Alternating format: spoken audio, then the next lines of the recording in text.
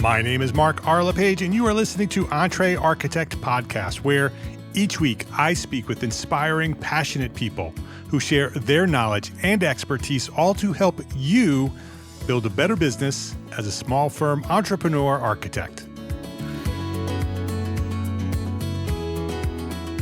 My guest today is architect Michael Sweebe. Michael's story begins in an apartment without windows, growing up with a single mother who was doing her best in difficult circumstances. At 9 years old, he started drawing floor plans, not because he understood codes or construction, but because he wanted light, wholeness, and something better for his family. After 30 years in practice, Michael has made a bold decision to challenge the way we serve homeowners as architects. Today, we're talking about what's broken in the renovation system and what it means to bring clarity back to that process for architects. Michael Sweebe, welcome to Entre Architect Podcast.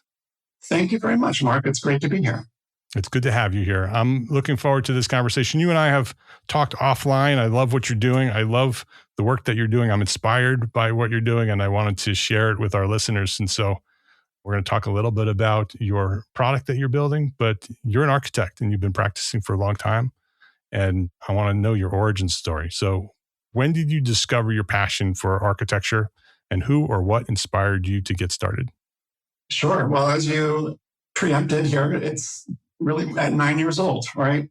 My parents were divorced. I moved with my mom and my oldest of three sisters into an apartment, but that apartment was a makeshift renovation within a building, and that building was a dentist's office, and that's where my mom worked.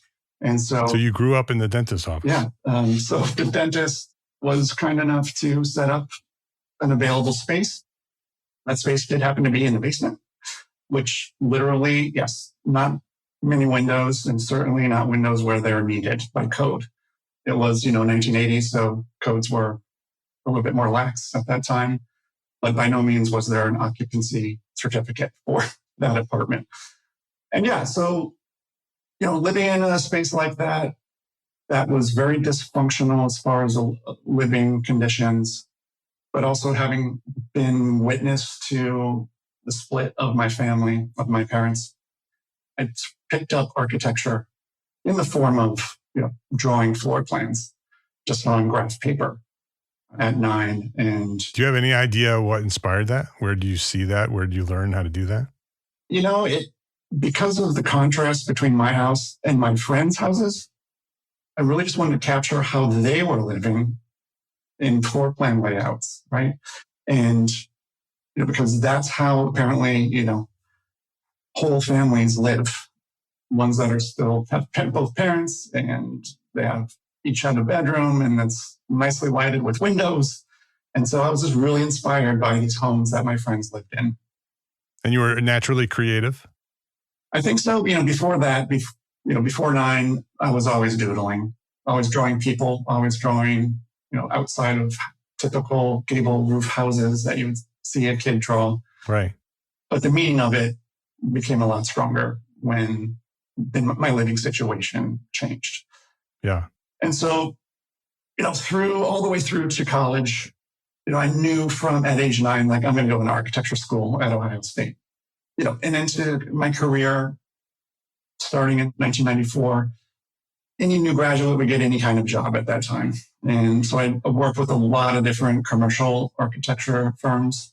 You worked in Ohio after you graduated? No, my first job was in Indianapolis in 1994 for a year. And then I went to grad school at Rice in Houston, which really talks, it's a Master of Architecture degree. Yes. It's also a urban design degree. So the city is really, and how it functions is really part of that curriculum at Rice. So after I graduated from Rice in 98, it was an onslaught of, working at 12 different firms in Houston, in New York City, mainly. And then my final sort of job for somebody else was in Montclair, New Jersey, where I am now. And that was a good mix of commercial and residential.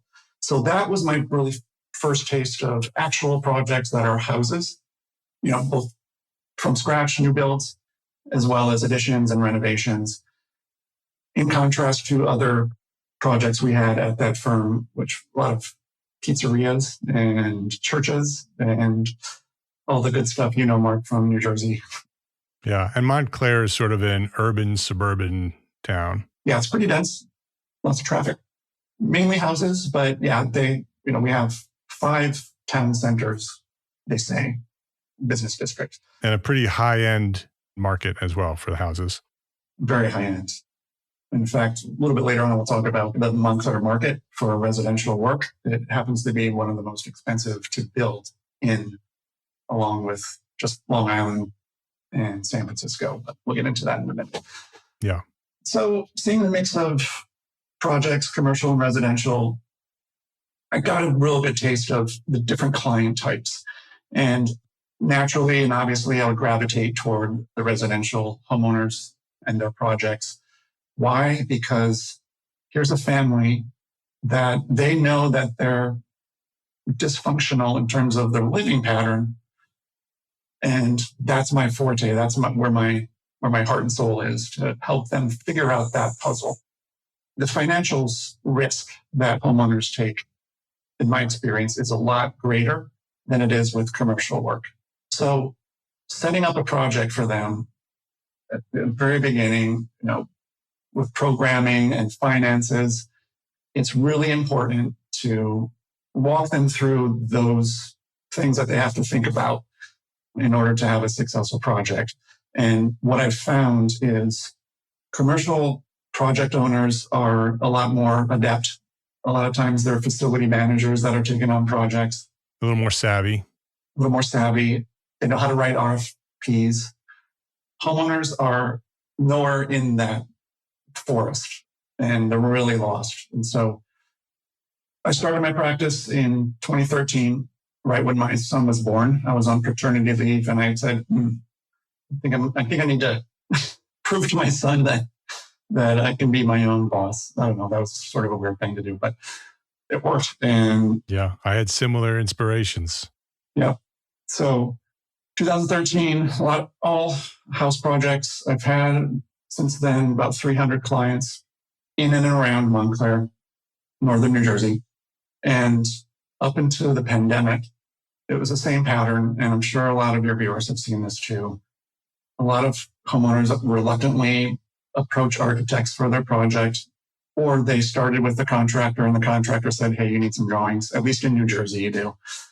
And so they think of, approaching an architect in a certain way. It's more of a luxury, but it's also kind of a necessity. It's something they'd rather not do. But through the course of talking with them, then they start to see why this is important. But the first, few years of my practice, it was the same pattern. They come to you sort of not knowing what their project is, not knowing what their budget is. They know they need to get a quote from a contractor, but contractors, again, at least in New Jersey, they say, hey, you really need drawings from an architect for me to be able to price your project. So they get drawings. They still don't know what their project costs. And then they set up a consultation with me and we go through, what do you want to do? And the contract that I developed really just stated in these early years of my practice, what do they want to do? All right. And then I'll provide drawings for that. Still not talking about any costs. So, 3/4 of the time, certainly in the, late 20 teens and into 2020, we do drawings, they put me on retainer, which is a good chunk of money for any homeowner to put an architect on retainer, pay for the drawings. We send out to the contractor. The contractor comes back with the cost. And as we all can guess, it's usually 2 or 3 times more than what they have thought. Right. That either causes a lot of friction, a lot of accusation, a lot of arguments. A lot of finger pointing. Yep. Or it shelves the project for God knows when, or it just completely destroys the project and never happens. And again, that's 3/4 of the time is what I saw. So into the pandemic, obviously people weren't coming into the office for consultations and I couldn't go to their house for at-home consultations. So virtual meetings were very important. Zoom was ramping up at that time, so it was kind of serendipitous. So all of my consultations during the pandemic and to this day, they start with a virtual call, which I'm now calling an orientation call. It's really, all right, what do you want to do? And as they tell me what I'm doing, I've developed a spreadsheet that inventories what they want to do, and it also applies costs for each of those line items. And those costs were based on projects I did with local contractors in the area. So it's really pricing based on what previous project was. So it's still not completely up to date, and it's certainly not a good projection a couple months out or a year out when construction starts on this new project. But it gets people in the ballpark. And what I found about telling them what they told me in dollar signs, it really opens their eyes, and most often it prevented them from jumping off the cliff with deposits or putting deposits down on contractor materials. It saved them the burn later on. Do you charge them for that process? Starting, it was all free consultation, right? And then through my consultants, marketing consultants, I'd say, this is work. Don't you want to get paid for your work? Exactly. So then I started to charge, and it was an hourly rate. And I could get through a consultation in 4 hours. And so 4 hours times my billable rate at the time, that's what I was charging for the consultation. Did anybody push back on that when you decided to start charging for it? Yeah, by design. Yeah, exactly. Because, if it's a free consultation, you'll get all the tire kickers you can ever find coming, knocking on your door. It becomes a filter. So yeah, the filter only brought people in that were really serious about doing the project. And certainly in the pandemic, certainly for New Jersey, we had a mass exodus of people from Brooklyn, Manhattan, who needed to get out of the city during the pandemic and set up a home that was a little bit more breathing space. Their kids were obviously going to school remotely. The parents were working remotely. So these new project types started to sprout up of, we need a space for our kids' schooling. We need an office space. That really generated a ton of projects. And 2021 and 22 were an onslaught of work. And we were just bringing it in and not really thinking about, and no one really could think about the price effect that the pandemic would have with the supply chain and the lack of availability and just how much it was going to increase prices. So that was a bit of a chaotic period. But coming out of it in 22 and 23, when, I could have consultations back in the office or go to their houses, prospective clients' houses, the value of the spreadsheet and the cost estimation ahead of being hired is very valuable for homeowners. Right. You're managing their expectations. Yeah. It's completely boring at the beginning because I'm not designing, and I love design. That's why I got into architecture. But, what do you want to do and how much does it cost? Really plain vanilla stuff that's not exciting, but it's the batteries. It's the life, vest that keeps your project afloat and prevents you from getting in the boat if you don't have it, right? So, yeah, it just sort of worked out that the spreadsheet was a really good tool to use. And I thought, I should really automate this. And it has evolved into an online marketing funnel, sort of a lead magnet that I'm using. I have, Google Ads wired to it. And so really any prospective client comes my way, goes through this automated spreadsheet, they can fill out what they want to do already and get a price quote ahead of asking me for a consultation. So they come to me ready. They pre-qualify themselves. And I don't charge for that consultation anymore because they're doing the work that I did with the Excel spreadsheet, right? So do they have access to that for free? They have access to that for free, yes. So basically, you said it's a lead magnet. So they're giving you their email and their contact information in order to access this tool. They go through the process. They self-cost estimate to basically say, here's what I want to do, or I think I want to do. And your tool gives them a number. That's right. And then they say, I want to talk to Michael. Exactly. And it's pretty granular. It's broken into if you're doing any renovation, interior renovation, remodeling, reconfiguring, and it also has a section for additions, and it has another section for general upgrades, like if you need to replace your roofing or replace windows or siding. And they just go line by line. They don't look at any numbers and hit the CTA and generate the report, and the software emails them the outline with all of their line items and all the line item costs. And so they can see, all right, well, I asked for, renovating this powder room. In Montclair, it's going to cost them $20,000 to do that.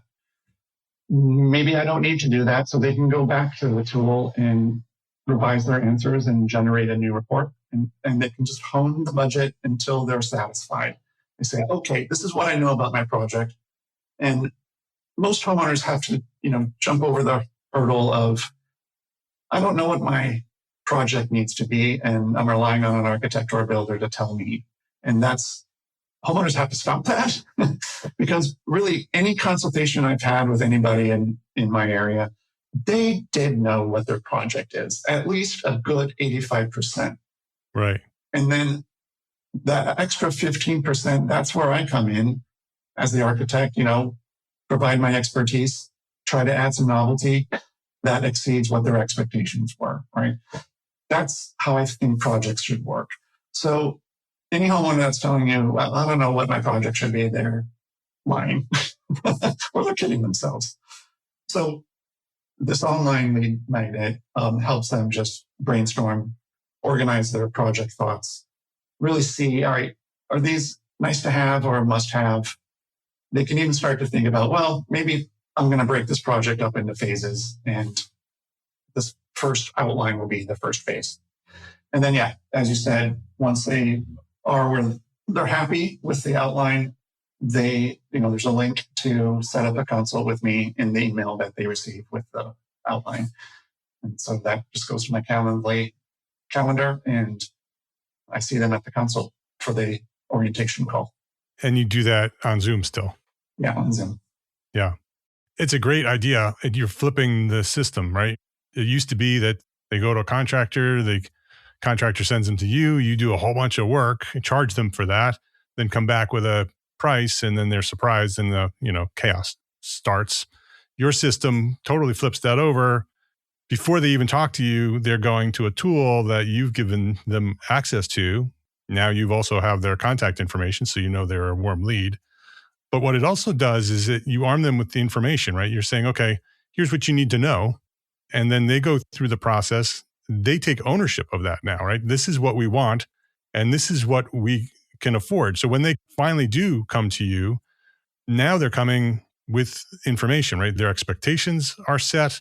They're educated in terms of the process and the cost of what it is, which holds them accountable, right? They can't point fingers back at you and say, well, I can't believe it costs so much. Well, they've decided what the project is. They've gotten a number. They've approved that number before they've come to you.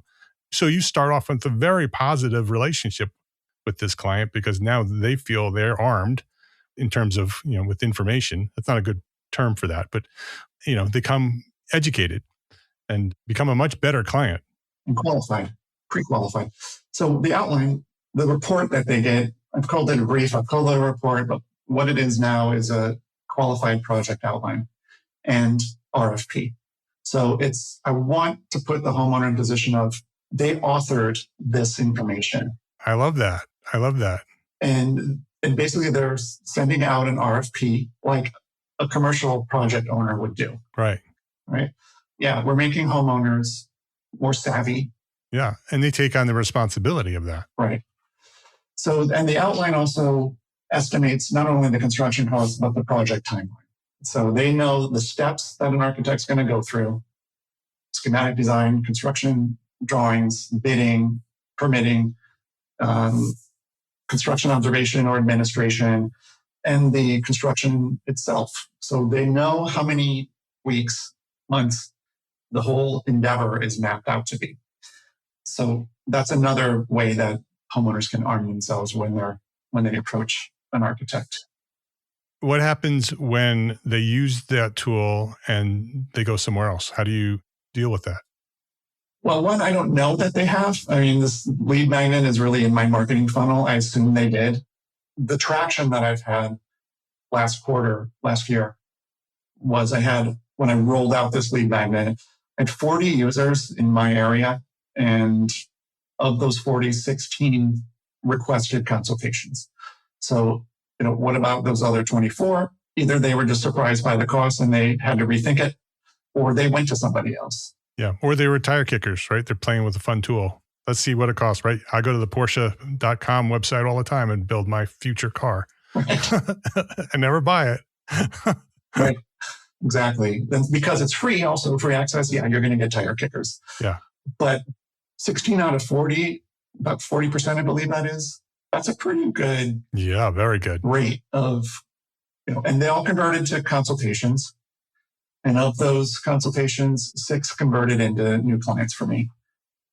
Pre-qualified clients who are happy and ready to roll. Exactly. And weren't surprised maybe they're surprised at the high ticket number, but they're ready to go for it.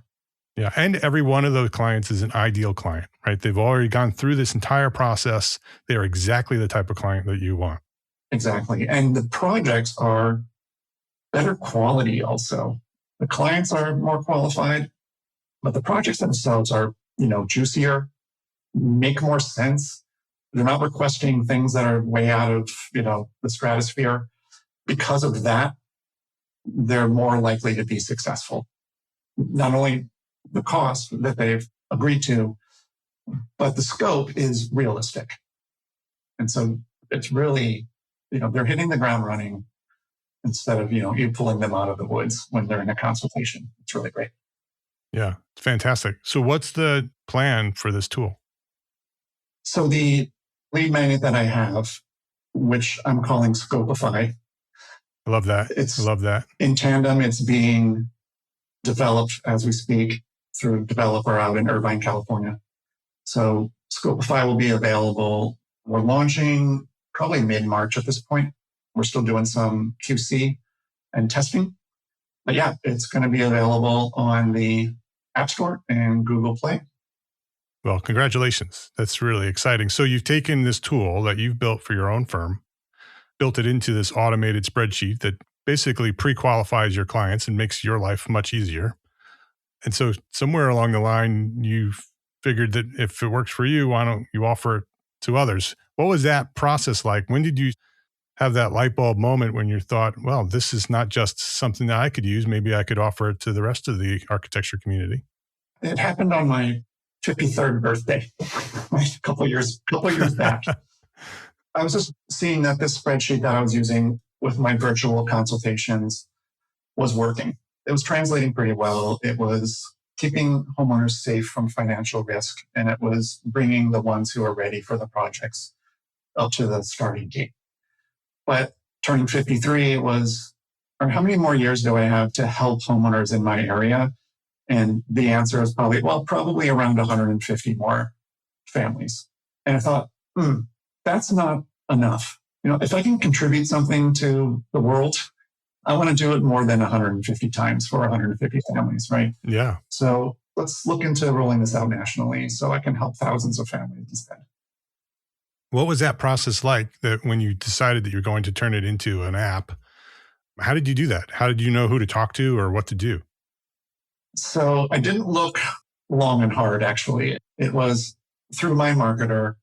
He said, this spreadsheet, I bet you a lot of architects would like to buy this from you. So it's buying a spreadsheet, buying software. That was sort of the seed. But instead of a spreadsheet that would only be useful to architects, I really wanted to get it into the hands of the homeowners for all these reasons we're talking about, so they can, not take such a big risk hiring service providers. So I said, all right, well, maybe this needs to be an app rather than a spreadsheet, because the spreadsheet is really, I know how to work it. I know the language of it. Yeah. As another architect would easily as well. But I think its usefulness is more in the hands of the homeowner. So, and I think an Excel spreadsheet is a little clunky. I'd rather the experience be like any other app. Yeah. Like going on DoorDash, for example, or building your Porsche, right? So how did you find the developer to help you build that? I Googled app developer and took a guess hunch at which one looks solid. And it was one that was based in Florida and they outsourced to India. And I did talk to them. I had an interview and I didn't know what I knew at the time, right? They would be very decent at making the app itself. But when I wasn't completely convinced by that interview, I looked at, entry number 2 on the Google search results. And it was this developer in Irvine who just really sold themselves well. Their sort of mantra, the founder's mantra is, this whole endeavor it's about 20% your product, but 80% your business and marketing. So they have coaching online. It's just been a wonderful experience. They have a university, Founders University, they call it, because I wasn't going to learn about how to build an app, right? That's for the developer. I needed to learn how to have an app business. Right, yeah. Do you want to share who that company is for anybody who might be thinking they might want to do something similar? Sure. It's Naked Development in Irvine, California. All right, cool. Yeah. Naked Development. That's a memorable name. Idea is they strip everything away and make it just, what you need. Yeah. Really good schooling. I feel like I've gotten an MBA this past year with working with them. And they've been very supportive. And if I hadn't gone with them and just gone with an app builder, I don't know if I would have been able to get this off the ground. Yeah, you'd have no idea what you're doing in terms of, the technical side. Yeah. What about funding? Is this all bootstrapped? So far, it's all bootstrapped. I do have a fundraising campaign through the crowdsourcing platform WeFunder, and I'm at the community round. This is super pre-seed. It's really just to get to and through launch. And the majority of the funds will be used for the ad spend. The co-founder of Naked is actually my interim CMO. And so he's on contract to get this rolled out and into the hands of 10,000 users. So that's our goal. And hopefully we'll reach 10,000 by June or July. So if our listeners wanted to be part of the fundraiser, if they're listening to what we're talking about here, they like what you've done, they value the mission that you have here with Scopify, and they want to be part of this fundraiser, what's the best way for them to learn more about that?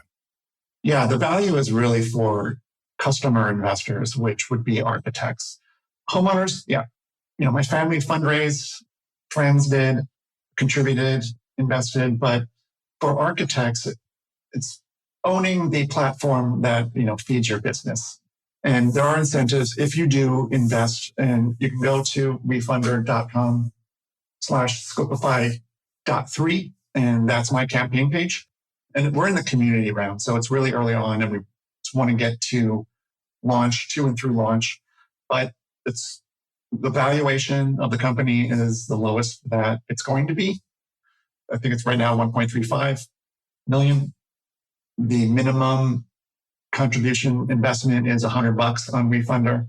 We're really looking for some players who want to move the needle a little bit more. And so yes, of course, the more you invest, the bigger return you'll get. There are incentives depending on how much you invest. Basically, we're giving away free leads purchases with increments of how much you invest. If you invest $1,000, we'll get you 1 free lead, $2,000, 2 free leads, on and on. So it's pretty good perk. Yeah, I love it. So it's WeFunder, WeFunder. So wefunder.com/Scopify.3. That's where you can learn more about it. We'll have a link to that and Scopify app as well. It's all in the show notes. So go there, check it out. So if you want to invest, go check it out. wefunder.com/Scopify.3. Let's take a quick break to say thank you to our sponsors for their support of this episode. This episode of Entree Architect Podcast is supported by WeCollabify, one of our trusted allied partners. As this community has grown over the years, one thing has become very clear to me. The partners we choose matter. Allied partners are not sponsors. They're not advertisers. They are organizations that we've taken the time to get to know, to work alongside, and to trust. They understand the real pressures of practice and the responsibility that comes with leading a small firm. WeCollabify earned that trust by helping small firm owners address a challenge that sits at the center of long-term firm health, building capacity in a way that supports people, not just projects. Their insourcing model brings skilled design, BIM, and technical professionals directly into your team. They work in your time zone, inside your systems, and part of your day-to-day workflow. That integration allows firms to add capacity when it's needed, scale with intention, and grow without sacrificing culture, leadership focus, or quality of life. If you're thinking beyond short-term fixes and focused on building a firm that lasts, I encourage you, go learn why WeCollabify is one of our trusted allied partners. Visit WeCollabify.com/EntreArchitect to learn more. That's WeCollabify.com/EntreArchitect. Gain lessons learned and credits earned with Arcademy, ARCAT's continuing education program. Listen to popular episodes of the Detailed podcast and earn AIA-approved HSW credits. Yes, you heard that right, HSW credits for episodes of Detailed podcast. Listen to an episode, check out the learning objectives, and use what you've learned while listening to take the course. The program is free, it's simple, and can be found at arcat.com under the Resources tab. Or just go to arcat.com/Arcademy. That's arcat.com/ARCATEMY. That's arcat.com/Arcademy. Please visit our sponsors today and thank them. Thank them for supporting you, the EntreArchitect community.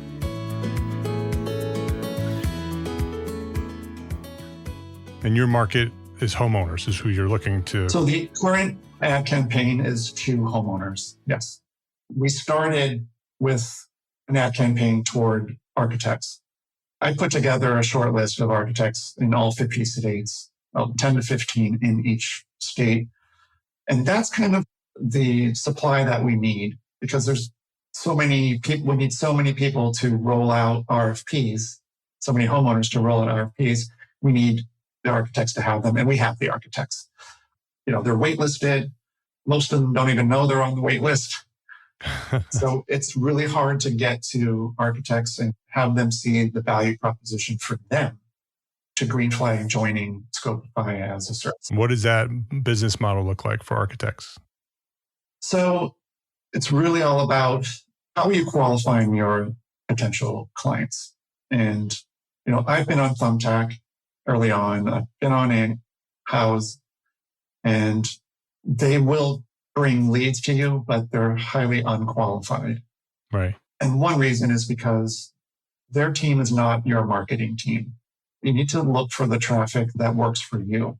So what an architect would do with Scopify is really outsource the qualification process. And when an architect, and when I didn't have Scopify, you know, you think of all the unbillable hours you spend getting not only a homeowner as a new client, but just getting a homeowner qualified to the point where then you just need to make the sale. Yeah. And that's really, in my mind, that's midpoint in a consultation. What is the average spend that an architect is sort of wasting in a way, getting an unqualified lead to a qualified position by themselves?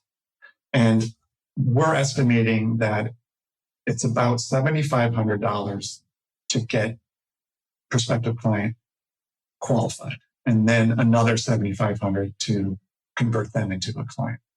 Yeah. And we don't track these hours, and we don't, you know, we're not actually paying for it. It's just eating out of your profit. So instead of spending $7,500 in unbillable hours, the qualified leads that come to architects through Scopify, when an architect is interested in responding to an RFP, they pay Scopify $500, and then they can engage that homeowner. And the homeowner is sending out the RFPs to whoever they want to on the platform, of course. Mm-hmm. So they're really shopping around, but they're shopping around as a qualified homeowner. So it's really outsourcing the qualification process. And instead of paying $7,500 to do that, you can pay $500.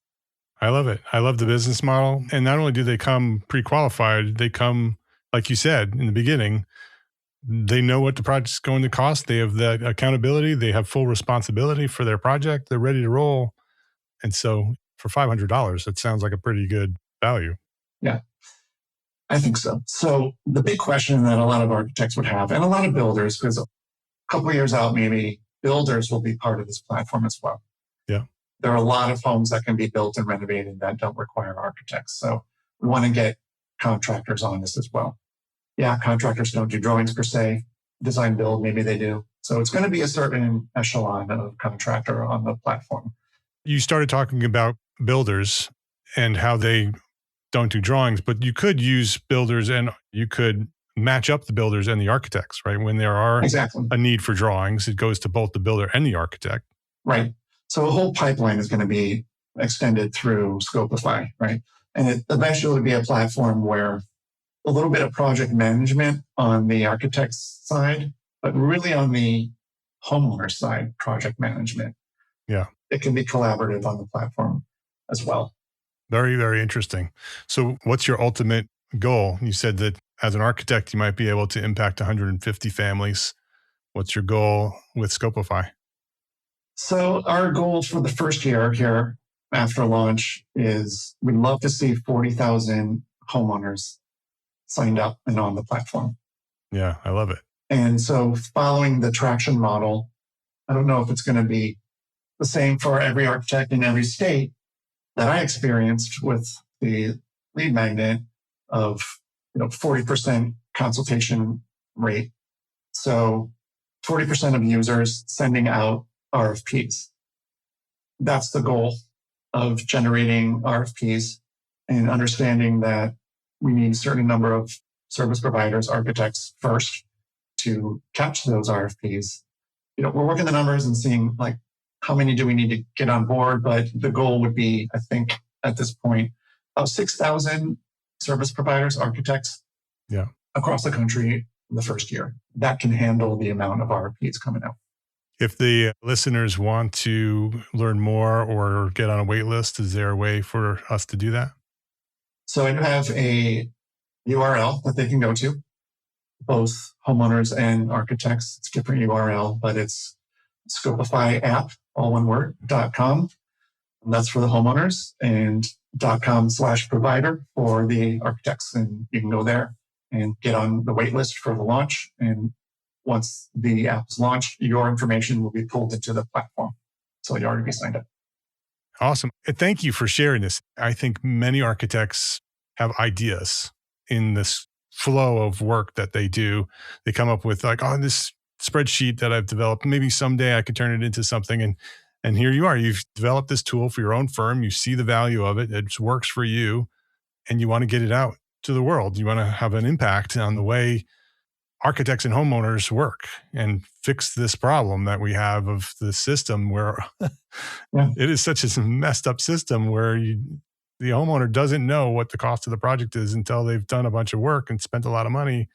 And then you lose the project because they're not prepared. And so this is a great solution for that. So I applaud you for developing it and putting it out there and then inspiring others who may be doing similar things that have similar ideas that want to have a bigger impact. So I appreciate you for sharing your story. And yes, you're right. There's a lot of darkness over the homeowners situation, and we're trying to eliminate it. The pain is much more for them than it is for architects. Yeah. I hate to see a homeowner not be able to do their project, but getting paid to do the drawings, I walk away with money and that just hurts. That's unethical, I think. So hopefully this app is going to fix that problem. And if I could add one more thing that I've just remembered, the hurdle with architects sort of buying into this idea, one of them at least, is the cost algorithm. Yeah, this works for me in Montclair, New Jersey. Right. I should have asked that question. But we have a deep algorithm that has applied construction cost indexes across the nation.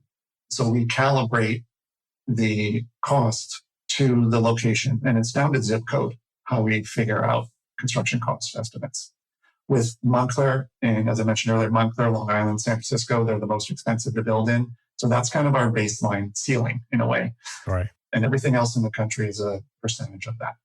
So that's one. And then the other is a lot of architects have a lead network already, lead gen network, or they work on word of mouth referrals, or they have a backlog of projects. So they don't need a service like this. My response to that is, even though you're being recommended a new client from a past client, that new client or that new lead from your network is still unqualified. You have to qualify anybody, no matter where you get them from. Right, exactly. Right. And I'm hoping that Scopify is the place where homeowners will go to qualify themselves. Yeah, I love it. I love it. Before we wrap up, I have one question that I ask everybody that I'd love to get your answer to. You've been running an architecture firm for a long time. Now you have another business that you're building. And so what's one thing that a small firm architect can do today to build a better business for tomorrow? It really has to do with dropping the ego.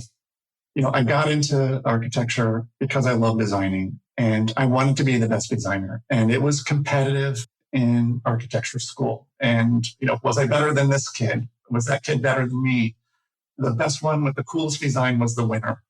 And yeah, clients, when you have your own business, clients do want something that looks good. And some of them even want something that's cool, right? Or novel. And that's fun, but that does not sustain your business. You really have to get out of your own way and maybe delegate more of the designing, be the overseer. But as far as running your own business, you have to delegate everything that you don't want to do and also what you like to do. And you need to focus on what you like to do and what makes the office money. Yeah. And the big part with architects, and I'm guilty as well, is you have to get out of your own way. His name is Michael Sweebe. The company, again, is Scopify. I love that name. It is scopifyapp.com is the website. And if you want to get on the waiting list for providers, it's scopifyapp.com/provider. So thank you, Michael, again, for sharing your story here, sharing this inspiration. I appreciate you for doing that. And I appreciate you coming on here at Entre Architect Podcast. You're welcome, Mark. It was my pleasure. Thanks for having me. If you enjoyed this episode of Entre Architect Podcast, please share a link with a friend, because that's how we've continued to grow and serve thousands more small firm architects just like you. Thank you to our sponsors for this episode. Links to the sponsors and all the resources we discussed today, they are all available in the show notes for this episode at entrearchitect.com/podcast. Entre Architect is a proud member of the Gable Media Network. It's the multimedia network moving the architecture, engineering, and construction industries forward through the power of storytelling. You can earn AIA continuing education credits by listening to select episodes of this podcast and many others at gablemedia.com/members. And if you are a small firm architect, listen up. Join us today at Entre Architect Network. It's the worldwide community for entrepreneur architects. We've been around since 2012, and our basic level is now free to join. Yes, you can join Entre Architect Network for free. And that gives you access to valuable business resources and our global community of architects. And you can upgrade anytime for live coaching, AIA-approved training, and mastermind support. So visit entrearchitect.com to learn more and to get started. My name is Mark R. LePage. Thank you for listening to the Entre Architect Podcast. Love, learn, share.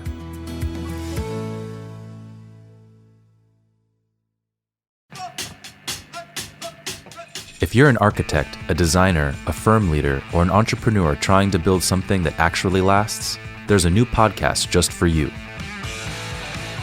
Gable Media is proud to introduce Frosty and Fired Up. Let's just be honest about it. The most powerful weapon on the face of the planet is between our two ears. And when architecture can evoke that emotion positively to create spaces for people to come together, that's a very powerful thing. Hosted by Miller Caldwell, CEO and principal in charge of Caldwell Architects, this podcast was created out of a simple belief: Architecture deserves better leadership, better culture, and a healthier profession. The actions of every architect affect every other architect in some way. What I mean by that is if we are not focused maintaining the health of the profession. Right. If we're not focused on those things and we're only focused on our internal needs, there's a greater ecosystem that we have to respect and we're responsible to. Over the last decade, Miller has been on a personal journey, figuring out what it really means to lead, how discipline shapes outcomes, and why culture always matters more than strategy alone. Along the way, he realized these conversations shouldn't stay inside the walls of his firm. We all have our superpowers in what we do, and I would say one of my superpowers is probably business development. And the way I've become better at business development, I would say, is being intentional about connecting. When you're invited to do something, say yes.